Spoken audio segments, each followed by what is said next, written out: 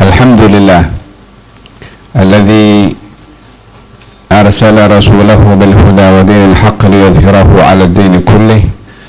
Allahumma salli wa sallim ala sayyidina Muhammadin al-fatih lima ughliq wal khatim lima sabaq nasirul haqq bil haqq wal hadi ila siratikal mustaqim wa ala alihi wa sahbihi haqqa qadrihi wa miqdarihi al-'azim wa alaina ma'ahum wa fihim birahmatika ya arhamar rahimin, amma ba'du. Terima kasih kepada pembawa acara pada malam hari ini, Al-Fadhil Al-Syeikh Al-Habib Ahmad bin Abdul Rahman Al-Maqdi, hafizahullah wa ta'ala fi umri wa nafa'a bihi wa bi'ulumihi wa bima sami'na minhu. والفاضل أخي الشيخ الأستاذ خير النظام، بارك الله فيه وفي جهوده ونمى في كل ما سعى من الخير ونفع العباد والبلاد. الحضور الكرام، السلام عليكم ورحمة الله وبركاته.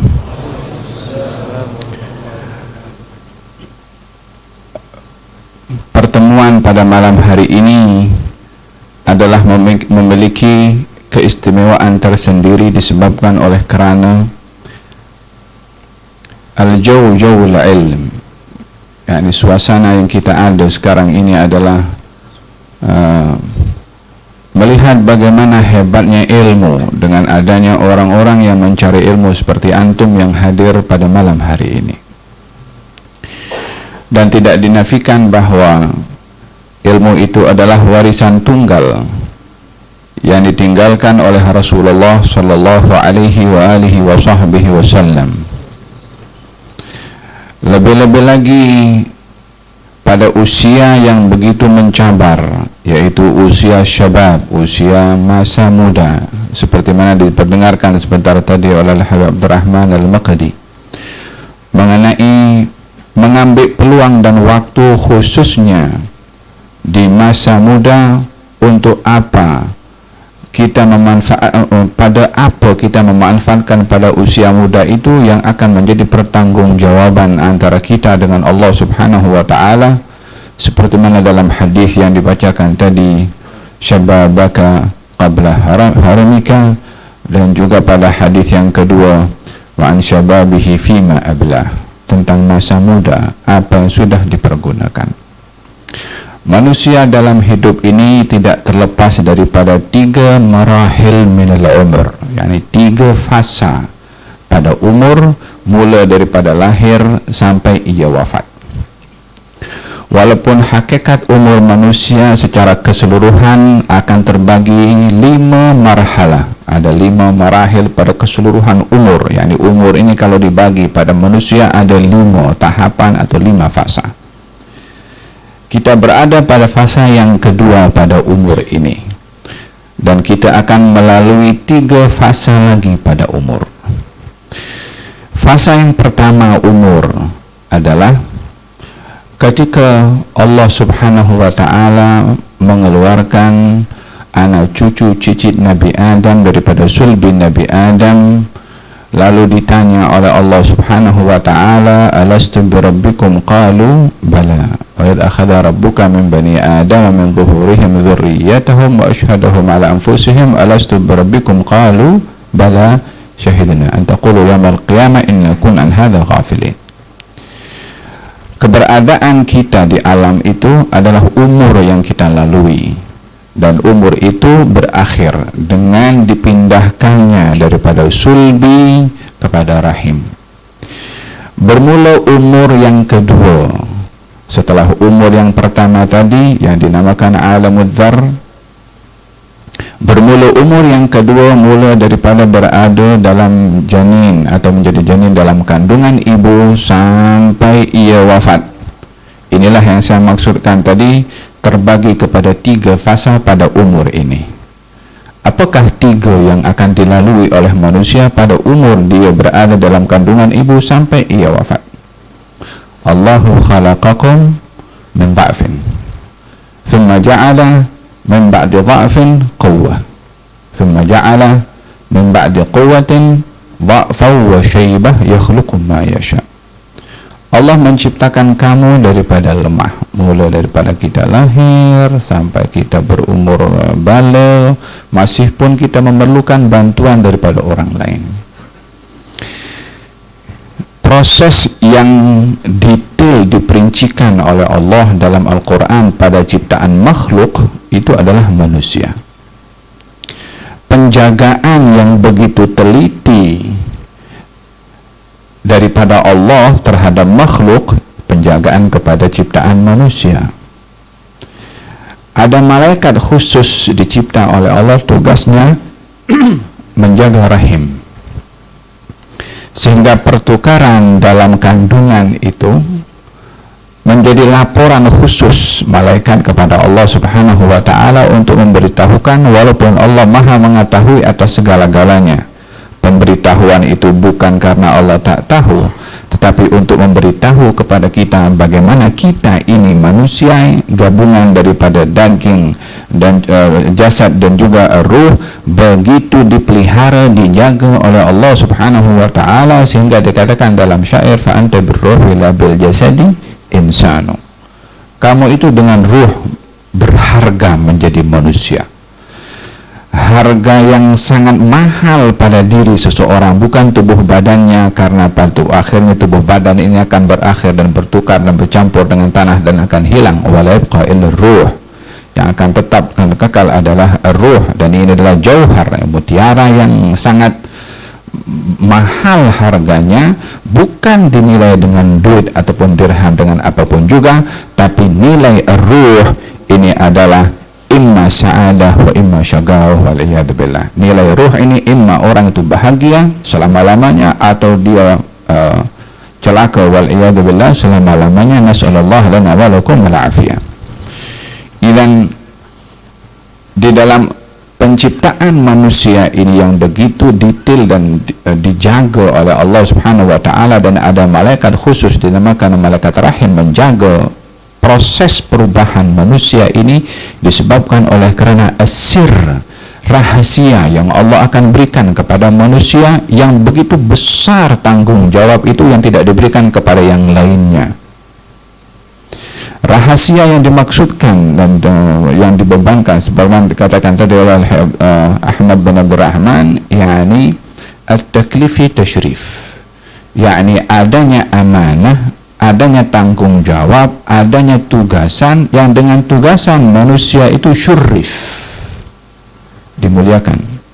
Dengan adanya amanah itu manusia diangkat derajatnya oleh Allah Subhanahu wa ta'ala berbandingkan dengan makhluk-makhluk yang lainnya.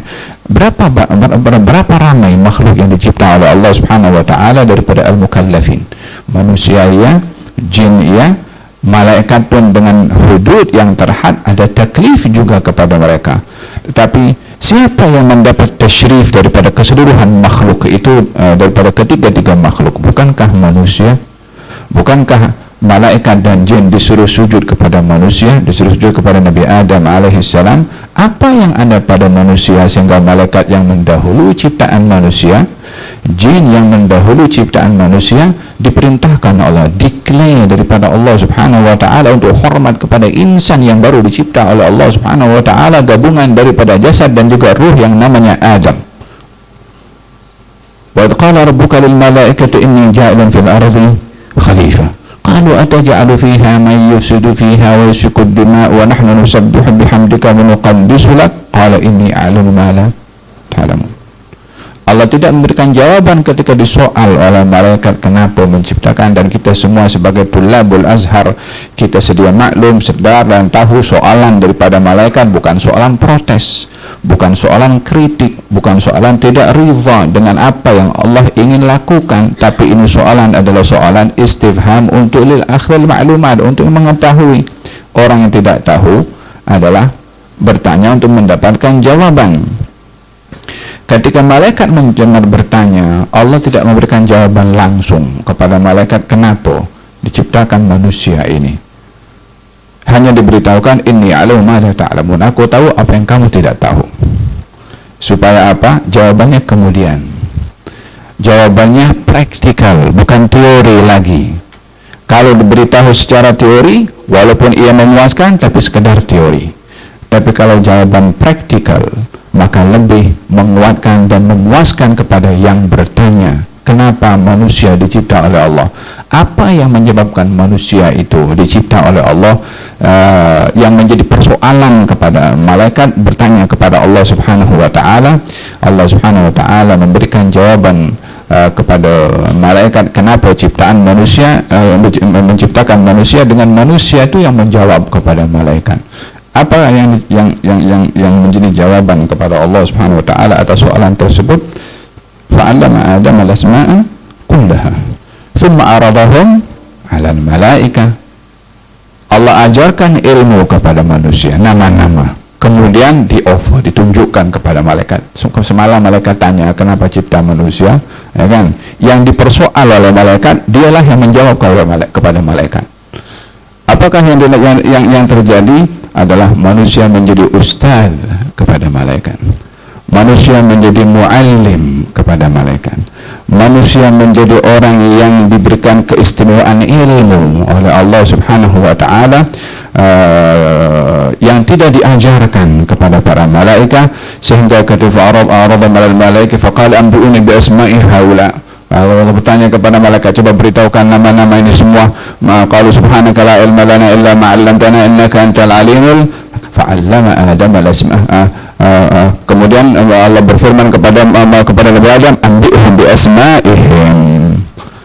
Wahai Adam, beritahu kepada malaikat apa mereka tak tahu. Jadi tugasan pertama Nabi Adam dicipta oleh Allah Subhanahu wa taala, yang menjadi sebab tasyrif pada Nabi Adam dan unsur insani itu sendiri adalah ilmu. Dengan ini manusia itu mendapat keistimewaan. Dengan ini manusia itu mendapat tasyrif. Dengan ilmu manusia itu menjadi makhluk yang dikedepankan, sehingga Allah isytiharkan kepada malaikat dan jin untuk sujud kepada Nabi Adam alaihi wa ala nabina afdhalus salati wassalam. Oleh sebab yang demikian, tidak ada sesuatu yang lebih berharga diberikan oleh Allah di atas muka bumi ini lebih berharga daripada ilmu. Dan ini menunjukkan identiknya antara manusia dengan ilmu yang tidak dapat dipisahkan antara keduanya. Manusia tidak dapat dipisahkan dengan ilmu, karena sempurnanya manusia dicipta pada satu ketika dahulu beriringan dengan ilmu. Dan ini ada kaitan dengan masa muda untuk mencari ilmu. Kata syair mengatakan, wa man fatahu ta'lima waqta syababihi fakabbir alaihi arba'an liwafatihi. Pentingnya menjaga masa ini adalah untuk mencari ilmu. Kembali kepada pokok pembahasan pertama, 3 marhalah yang saya sebutkan tadi. Manusia dicipta oleh Allah Subhanahu wa taala daripada lemah, kemudian daripada lemah menjadi kuat, daripada kuat kembali kepada lemah. Hanya proses atau perbezaan lemah pertama dengan lemah yang kedua. Jadi orang ini hidup, kita ini semua hidup di antara 2 kelemahan. Satu saja, satu-satunya peluang kita ini diberi kekuatan oleh Allah Subhanahu wa taala, masa kita masih sehat sekarang ini. Selain daripada itu, kita berada 2 kelemahan. Kita melepasi kelemahan yang pertama kanak-kanak dan sedang menuju kepada kelemahan yang kedua, yaitu dha'fan wa syaibah. Masa lemah di usia tua. Lemah di usia tua ini, ingatan kita lemah, tenaga kita lemah, percakapan kita lemah, nak makan pun selera tak adalah seperti selera masa muda. Kita boleh makan kusyri, wala makan rose bin laban, ataupun ta'miyah bil bayt. Mungkin sudah usia tua, mungkin gigi sudah mula kurang sikit, nak kunyah pun susah. Yani kita sedar atau tidak, kita akui atau tidak, kita mahu terima atau tidak, hakikat dan realiti yang kita hadapi dalam hidup pada usia umur yang kedua ini adalah kita hidup di antara 2 kelemahan. Jadi yang tahu kalau kehidupan ini di antara 2 kelemahan, wallahi macam tadi dikatakan, mengenai hifdzul auqat dan seterusnya. Ini waktu yang antum perlu untuk kita hargai waktu ini sebelum fatal awan. Bila nanti sudah lepas semuanya, ya laita syababu ya'udu yawman fa ukhbira ma fa'ala al-mashibu, tak ada lagi apa-apa makna pada penyesalan tersebut. Dan dengan demikian manusia diberi kehidupan oleh Allah Subhanahu wa taala dengan 3 fasa ini. Hendaklah fasa ini adalah yang perlu untuk kita jaga. Saya sempurnakan 3 fasa umur yang ke depan ini diuraikan oleh Imam Abdullah bin Al-Haddad dalam kitabnya Sabilul Iddikar mengenai renungan umur insan. Ya, umur pertama manusia tadi sebagaimana saya katakan, umur yang kedua pun saat kita sekarang ada ini, umur yang ketiga nanti kita berada di barzakh. Mula kita masuk ke alam barzakh, proses umur yang ketiga akan bermula, dan umur ini akan berakhir dengan hari kebangkitan nanti. Akan memasuki proses umur yang keempat. Proses umur yang keempat ini kita tak dapat, yang ketiga saja kita tidak dapat menentukan. Adapun yang kedua ini kita boleh tahu atau boleh agak-agak umur pada fasa yang kedua ini. Umur yang kita ada sekarang ini, kata Nabi, a'mar ummati ma baina 60 ila 70. Umur umatku ini antara 60 dan 70 tahun dan sedikit yang melepasi daripada itu. Walaupun ada yang lebih, purata kita boleh bayangkan purata umur ini. Dan di dalam Al-Quranul Karim ketika orang-orang yang menyesal karena tidak mengambil peluang umur ketika berada di dunia, mereka mengatakan, ya Allah, kembalikan aku di dunia ini untuk beramal saleh. Apa jawaban Allah Subhanahu wa taala? Awalam nu'ammirkum ma yatadhakkaru fihi man tadhakkar wa ja'akumun nadhir. Ya salam, dia minta balik ke dunia untuk beramal saleh. Allah beritahu, aku dah bagi umur kepada engkau, yang dengan umur tu seharusnya kamu sedar dan datang kepada kamu peringatan, kata Allah Subhanahu wa taala, yang menjadi hujjah jawaban daripada Allah kepada manusia yang minta untuk kembali ke dunia. Aku dah bagi engkau umur.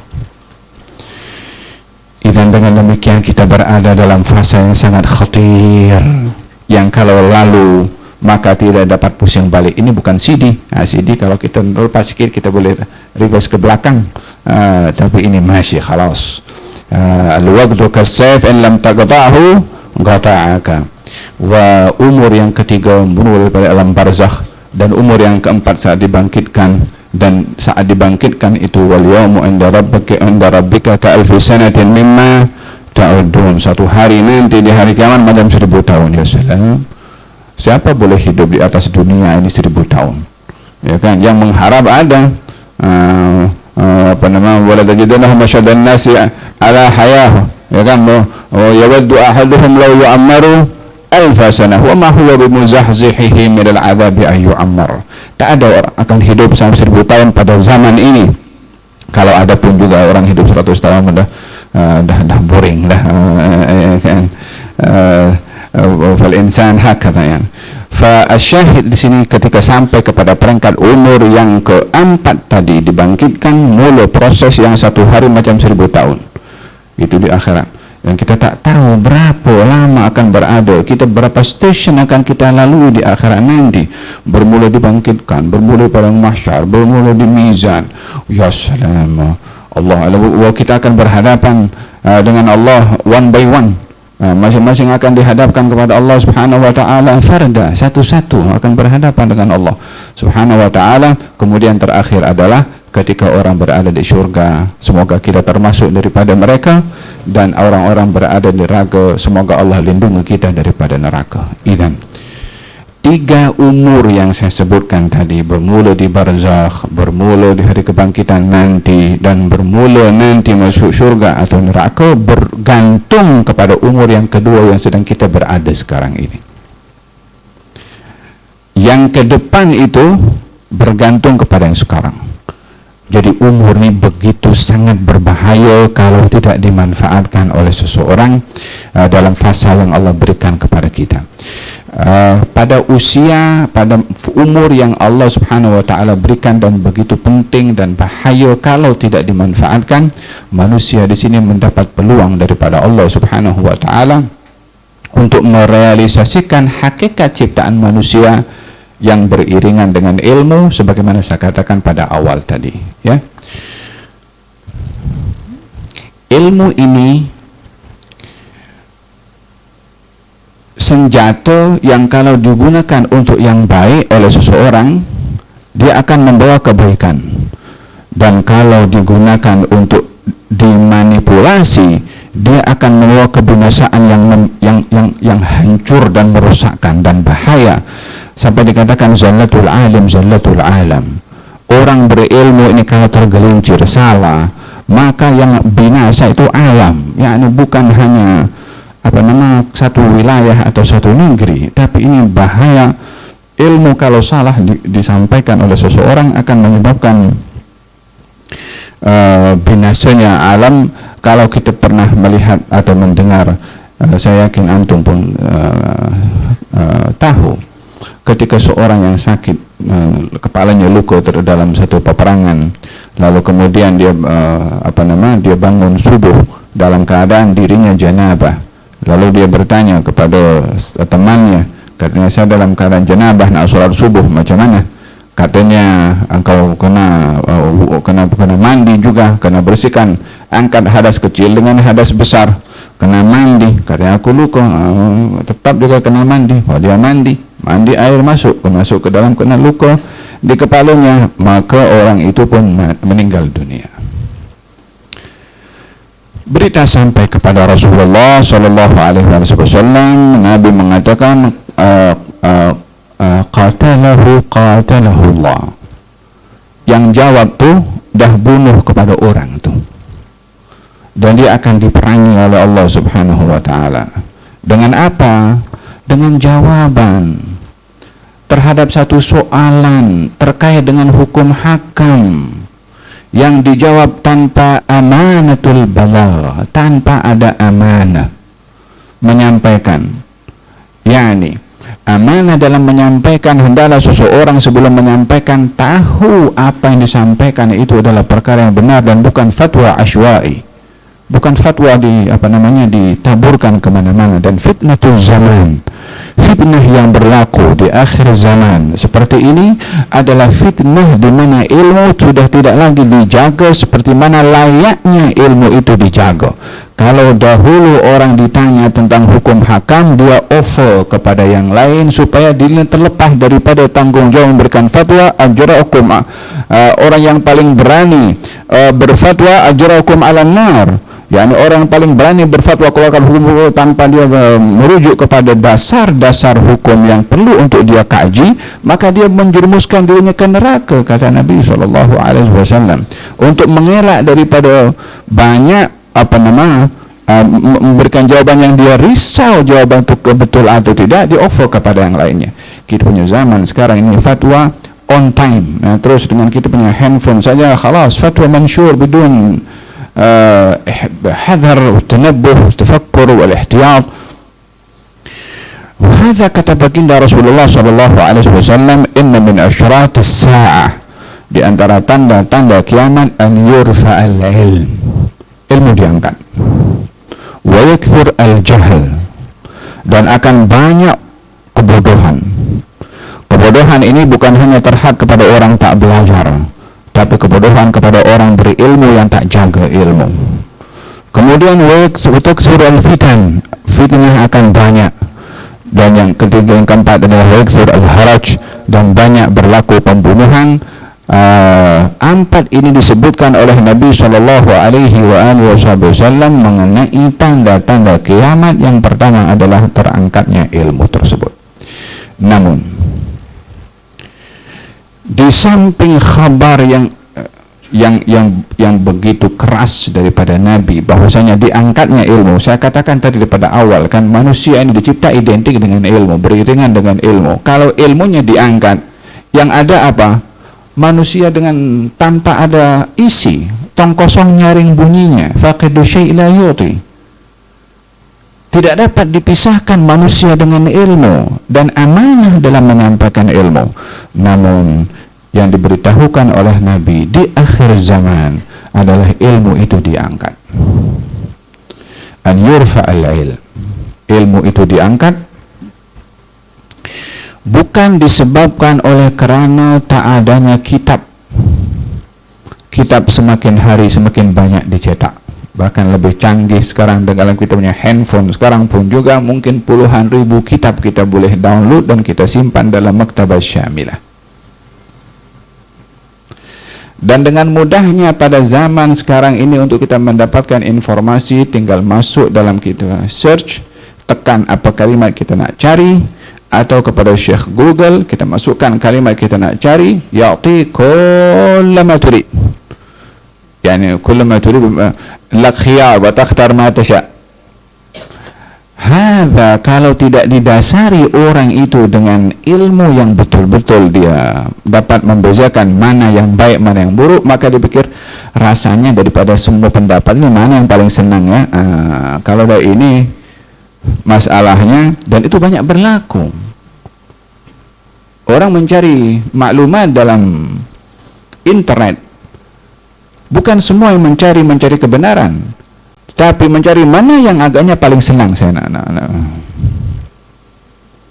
Idan an yurfa al-ilm, diangkatnya ilmu ini bukan hanya tak adanya kitab ataupun maklumat. La, Masya Allah, dibandingkan zaman dulu dengan zaman sekarang, Masya Allah, kita dalam 1 tahun hadits wala haraj kan kutub tubi'at wa nusyirat. Akan tetapi diangkatnya ilmu ini adalah diangkatnya rijalul ilm, diangkatnya ilmu dengan wafatnya ramai orang-orang yang betul-betul berilmu. Bal huwa ayatun bayinatun fi suduril ladzina utul ilm. Tanda-tanda kebesaran Allah yang Allah simpan ini diberikan kepada siapa oleh Allah? Diberi kepada dada orang-orang yang berilmu. Ini letak ilmu. Walihada kata baginda Rasulullah SAW, innallaha la yantazi'ul ilma intiza'an. Allah tak akan angkat ilmu ini setelah Allah turunkan.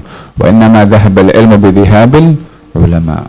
Perginya ilmu dengan perginya ulama. Beberapa waktu yang lalu, mungkin 10 hari yang lalu, Al-Habib Al-Allamah Al-Habib Abu Bakar bin Ali Al-Masyhur yang meninggal dunia, yakni alam min alamil ilm, tanda yang begitu jelas macam mana beliau dengan tangannya, dengan lisannya, dengan halnya, ke mana saja beliau pergi hanya semata-mata untuk menyampaikan ilmu. Dan ini kepergiannya dan hilangnya beliau dan juga yang seperti dengan beliau adalah musibah bagi umat Islam. Umpama lampu yang dia padam, dalam keadaan padam itulah menjadi gelap. Innallaha la yantazul ilma intiza'an. Allah tak akan ambil ini ilmu kecuali ilmu itu pergi dengan hilangnya para ulama. Kalau ulama pergi, ulama ka'anna ru'usan juhalan idza su'ilu aftau bighairi ilmin fadhallu wa adallu. Idan kita berada dalam situasi bagaimana kita menjaga warisan tunggal Nabi Muhammad sallallahu alaihi wa alihi wasallam mengenai ilmu yang mesti diambil daripada sudur rijal. Al-ilmu fi sudur la fi sudur. Kita kalimat itu cukup masyhur. Ilmu itu di dada, bukan dalam tulisan. Yakni perlu untuk berhadapan dengan para ulama. Kalau Sayyidina Luqman Al-Hakim mengatakan kepada putranya, ya bunayya jalisil ulama'a wa zahimhum birukbataika fa inna allaha yuhyil qalba binuril ilmi kama yuhyil arda biwabilis sama'. Kadang-kadang kita melihat ada beberapa orang yang dia belajar muqayyad di Azhar wa ala jami'at ukhra, tak pernah nampak dalam kelas kecuali kalau dah exam baru dia muncul dalam kelas untuk dia dapatkan pas dalam exam. Belajar apa itu? Nak dijadikan orang berilmu macam mana kalau begitu? Amanah ini kalau diserahkan kepada orang yang bukan ahlinya, fantazir sa'ah. Idza wusida al-amru ila ghairi ahlihi fantazir sa'ah. Ketika ditanya Rasulullah SAW, ya Rasulullah, bila hari kiamat berlaku? Katanya, idza dhuyyi'atil amanah. Kalau amanah sudah diabaikan, akan berlaku hari kiamat. Dan amanah yang paling berat untuk diabaikan adalah amanatul balagh, ilmu itu sendiri untuk disampaikan. Oleh hada, baginda Rasulullah SAW memberikan pengecualian eksepsional, pengecualian yang kita mengharapkan semoga kita termasuk daripada golongan orang-orang yang dikecualikan dalam tanggung jawab ilmu itu sendiri. Katanya, yahmilu hadzal din min kulli khalafin uduluhu, akan membawa agama ini dengan ilmu tentunya setiap generasi orang-orang yang baik, orang-orang yang terpilih. Bermakna setiap zaman ada cabaran yang mencabar kepada ilmu untuk disebarkan tanpa amanah, sebagaimana disampaikan oleh Ustaz Syekh Khairul Nizam sebentar tadi tentang pihak-pihak yang menggunakan ilmu untuk menyalahkan orang lain, mensyirikkan orang lain, mengkufurkan orang lain, dan seterusnya. Dia bukan tak pakai dalil, pakai. Seperti mana sebelum ini pun juga Ashabur Riddah di zaman Sayyidina Abu Bakar As-Siddiq, dia guna ayat Quran untuk membenarkan sikapnya tidak mau mengeluarkan zakat. Apa alasannya? Mereka mengatakan perintah mengambil zakat daripada Allah kepada Rasulullah, bukan kepada Abu Bakar.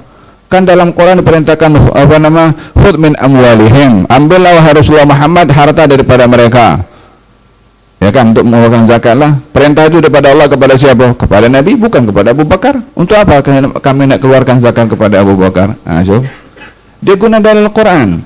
Al-Khawarij ketika menggunakan prinsipnya bukan dengan guna akal fikiran mereka saja, dia guna dalil Quran, tapi cara memahaminya itu yang tanpa ada talaqi dengan orang yang benar-benar diambil ilmunya, sehingga paham daripada firman Allah Subhanahu wa ta'ala yang salah.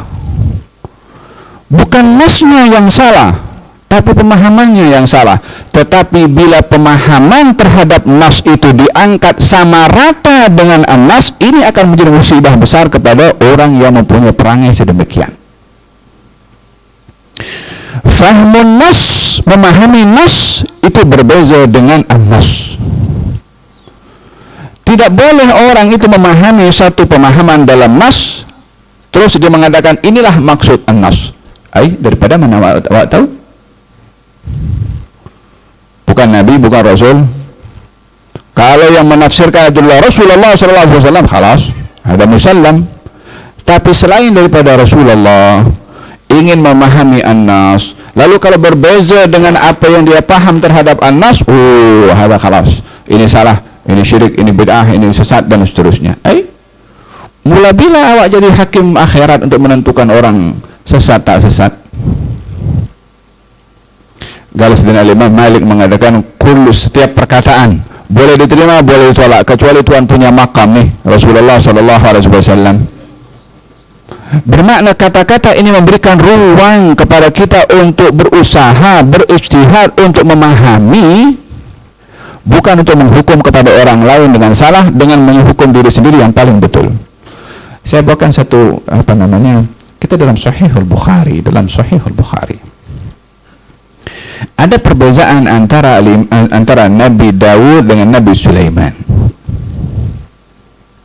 dalam qada, dalam hukum, dalam mahkamah, ayah dengan anak. Yang menyebabkan perbezaan al-faham.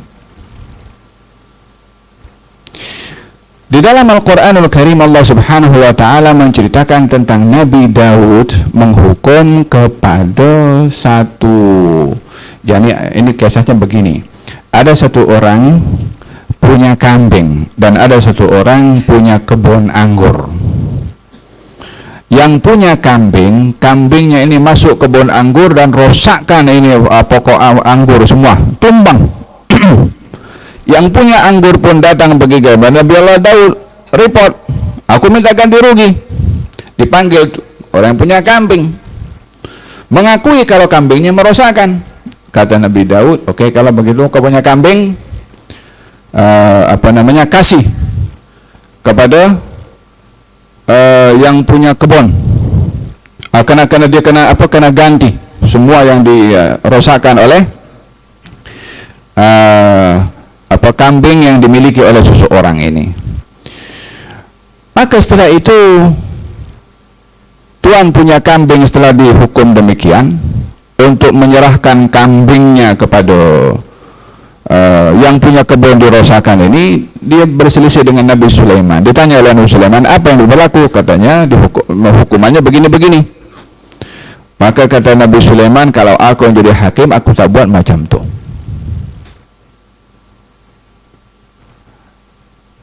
Maka si tuan punya kambing ini report kepada Nabi Daud, aku jumpa dengan ini kan anaknya Sulaiman.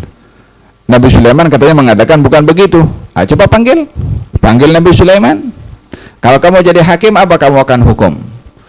Kalau saya jadi hakim, saya akan hukum bahwasanya orang yang dia merosakkan kebun anggur kawannya itu menyerahkan kambingnya sementara, bukan sebagai ganti rugi. Diserahkan kambing itu kepada tuan empunya kebun anggur sementara. Dalam arti sementara, tuan punya kebun itu selama menjaga kambing itu boleh memanfaatkan susunya, bulunya, dan seterusnya lah. Sementara tuan punya kambing ini, dia berusaha untuk mengembalikan, yakni apa namanya, menanam balik anggur yang ditumbangkan sampai kalau sudah kembali selesai, sudah tanam semua lagi, dipulangkan kambing itu kepada tuan punya kambing, kebun anggur kepada yang punya kebun anggur. Itu pun dilihat daripada bila kambing itu merosakkan kebun anggurnya, pagi ke siang ke. Dalam hukum ni tak semudah yang kita boleh untuk nak menjatuhkan tanpa mengetahui secara terperinci. Falhasil, perbezaan antara Nabi Sulaiman dengan Nabi Daud, diambil pendapat Nabi Sulaiman oleh Nabi Daud, walaupun Nabi Daud bapak, walaupun Nabi Daud ayah, katanya ambil hukumnya Nabi Sulaiman. Dua orang wanita datang kepada Nabi Daud, katanya dia dia masing-masing berada di satu kawasan, membawa anak, lalu ada serigala makan seorang daripada dua anak yang masih bayi. Tinggal satu anak yang masih hidup. Dua perempuan ini sama-sama mengaku, ini anak aku. Kata yang kedua, ini anak aku. Dibawa kes kepada Nabi Sulaiman. Dua wanita mengaku seorang anak yang menjadi anaknya. Dalam hal ini kata Nabi Daud mengatakan, siapa di antara kamu yang paling tua? Dulu, ialah belum ada nak tes DNA apa semua kan. Siapa di antara kamu yang paling tua? Kalau bagi tahu perempuan itu ada yang lebih tua lah. Kalau begitu ini anak kamu, dibagi kepada yang lebih tua umurnya, karena masing-masing tak ada bukti. Al-bayyinatu ala al-mudda'i. Jumpa dengan Nabi Sulaiman. Kata Nabi Sulaiman, kalau aku jadi hakim, aku tak hukum macam tu. Beza dengan Nabi Daud. Syuh, macam mana warat ini perbezaan dalam memahami ya, dan saling menghormati pada perbezaan. Kata Nabi Daud, panggil Sulaiman. Kalau kamu jadi hakim, apa kamu akan hukum? Aku akan hukum dengan hukuman yang aku rasa adalah yang paling tepat. Oke, kamu hukum kepada dia. Panggil itu dua orang perempuan. Katanya, mana anak yang dipertikaikan? Kalau bawa anaknya, Nabi Sulaiman bagi tahu kepada pengawalnya, ambil pisau. Apa nak buat? Nak belah jadi dua nih anak nih. Ambil satu sini, satu sini. Dia ambil pisau. Ketika pisau diletakkan yang seakan-akan benar-benar akan dibelah dua itu anak, salah seorang daripada wanita itu mengatakan, cukup wahai Nabi Allah, ya aku mengaku anak ini bukan anak aku, anak dia. Satu orang perempuan tarik diri, kes. Kata Nabi Sulaiman, anak ini adalah anak engkau. Anak siapa? Yang tarik diri itu. Padahal yang tarik diri sudah serahkan anaknya kepada yang lain. Apa sebabnya? Perempuan yang satu lagi tahu kalau anak dimakan serigala anaknya. Ketika anak yang kedua ini akan dibelah jadi dua, yang tersentuh dan tak mahu itu berlaku adalah yang kedua tadi, yang memang ibunya, karena tak mungkin seorang ibu akan membiarkan anaknya itu dilakukan sedemikian. Yang pertama tak merasa kehilangan sebab bukan anaknya. Faham Allah akan kasih kepada sesiapa yang dikehendaki oleh Allah Subhanahu wa taala. Oleh sebab itu, anugerah yang besar diberikan oleh Allah kepada seseorang adalah al-fahm, pemahaman. Oleh sebab itu Nabi ketika mendoakan kepada Sayyidina Abdullah bin Abbas, Allahumma alimhu al-hikmah, ya Allah ajarkan kepadanya al-hikmah. Hadirin hadirat, tulab talibat, sebagai penutup saya sebutkan hadis Nabi Muhammad SAW yang dikecualikan daripada banyaknya kerosakan yang berlaku terkait dengan ilmu. Katanya, yahmilu hadzal din min kulli khalafin uduluhu, akan membawa agama ini pada setiap generasi orang-orang yang terpilih. Apa tugasnya? Yanfuna anhu tahrifal ghalin wa intihal al-mubtilin wa ta'wil al-jahilin. Tugasnya orang berilmu ini menepis, menghilangkan, membersihkan tahrif al-ghalin, pemalsuan orang-orang yang melampau. Kita pun zaman hidup banyak orang melampau. Wantihal al-mubtilin, dusta yang memasukkan sesuatu bukan kepada agama, curi sana curi sini memasukkan dalam. Wa ta'wil al-jahilin, dan pemahaman, penafsiran orang-orang bodoh. Orang bodoh pun juga akan terjun juga untuk memainkan peranan dalam ilmu, ya kan?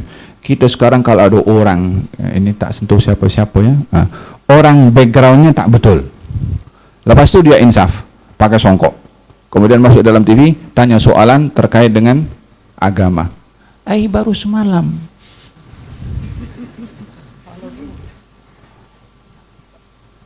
ya, ini kalaulah orang yang tak betul awalnya kemudian ditukar baju dokter, buka klinik gigi, kira-kira macam mana? Yalah, kalau ada orang datang yang rosak giginya.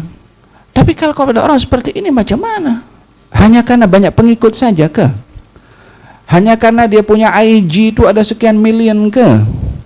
Serendah itu ke agama itu sehingga diambil daripada orang yang banyak followers saja? Adakah mentaliti kita dalam memahami ilmu hanya melihat orang ini masyhur atau tidak masyhur? Adakah penilaian persepsi kita kepada ilmu mengambil min ayyin wahid manhab wadab, yakni ambil daripada siapa saja?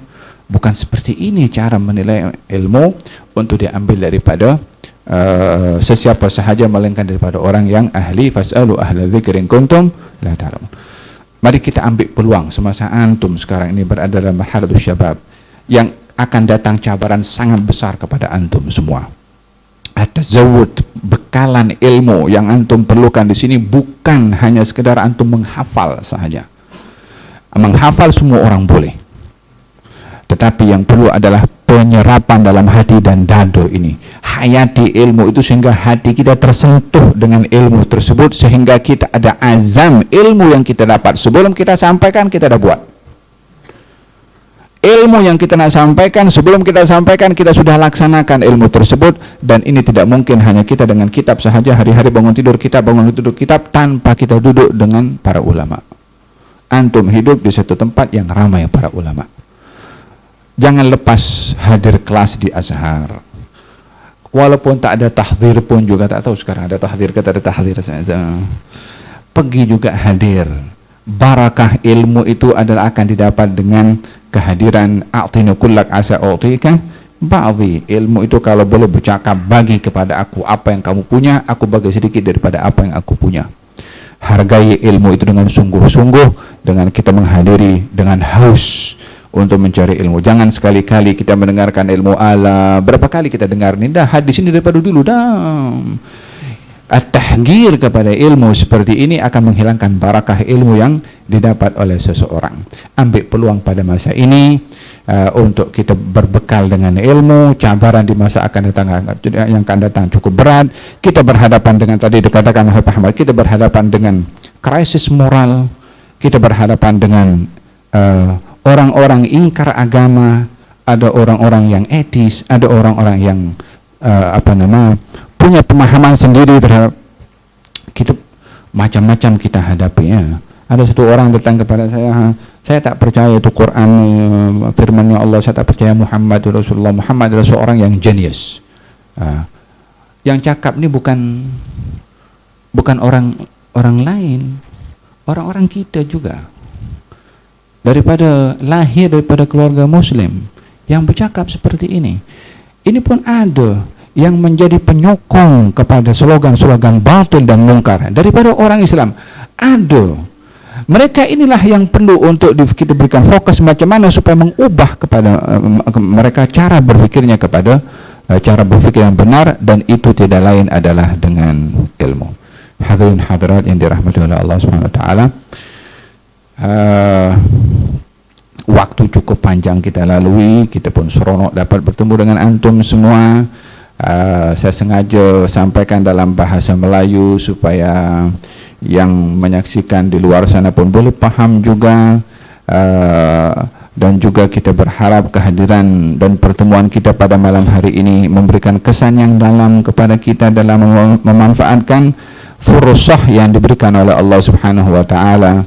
Di antara fursah itu adalah syababaka qabla harimika, dan juga untuk mengambil peluang wa syababaka fima wa an syababihi fima ablah, tentang masa muda yang perlu kita gunakan.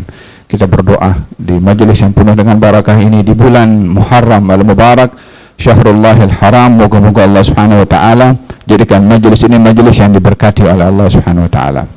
Kalau di dalam hadis Nabi menyebutkan akan membawa agama ini di setiap zaman orang-orang yang terpilih, mudah-mudahan antum semua dan kita termasuk daripada orang-orang yang terpilih untuk membawa agama ini, yanfuna anhu tahrifal ghalin wa intihalal mubtilin wa ta'wil jahilin.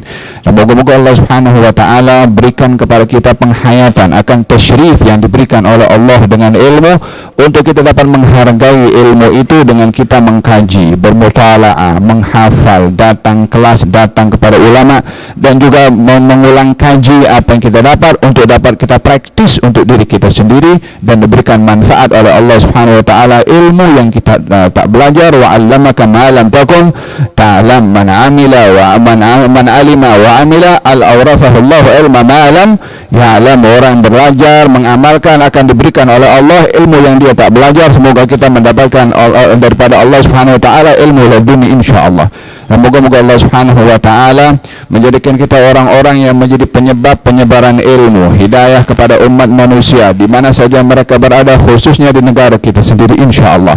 Masa yang Allah berikan kepada kita di tempat ini, moga-moga Allah Subhanahu wa taala berikan pemahaman yang luas kepada hati kita untuk memahami rahasia ciptaan Allah melalui firman-firman Allah Subhanahu wa taala, sehingga hati ini penuh dengan penghayatan akan firman Allah Subhanahu wa taala dan tersentuh dengan firman tersebut.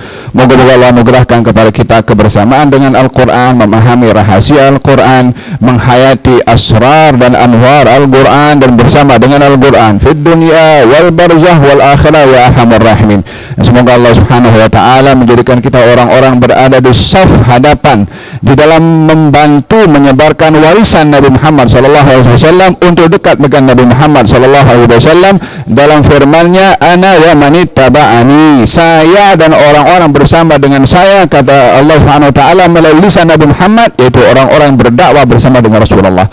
Moga-moga Allah anugerahkan kepada kita sebagai seorang yang ikhlas dan tulus dalam berdakwah, dijadikan oleh Allah mafatih lil khair maghaliqa lisyarr ya arhamar rahimin ya arhamar rahimin. Allahumma jam'ana hadha jam'an marhuma wa tafarrugana min ba'dihi tafarrugan ma'suma wa la taj'alna wala minna wala hawalaina syaqiyan wala mahruma. Allahumma aghnina bil ilmi wa zidna bil hilmi wa akrimna bit taqwa ya arhamar rahimin.